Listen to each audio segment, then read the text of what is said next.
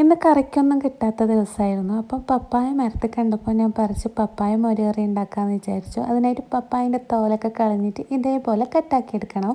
ഇതേ അളവിൽ കട്ടാക്കിയെടുത്തതിന് ശേഷം നേരെ മൺചട്ടിയിലേക്ക് ഇട്ടുകൊടുക്കാം. ഇനി ഒരു സവാള കട്ട് ചെയ്തിട്ട് കൊടുക്കാം, ഒരു തക്കാളി കട്ട് ചെയ്തിട്ട് കൊടുക്കാം, ആവശ്യത്തിന് ഉപ്പിട്ട് കൊടുക്കാം, പിന്നെ ആവശ്യത്തിന് വെള്ളം ഒഴിച്ചിട്ട് നേരെ അടുപ്പത്തേക്ക് വെച്ച് കൊടുക്കാം കേട്ടോ, വേവിക്കാൻ വേണ്ടി.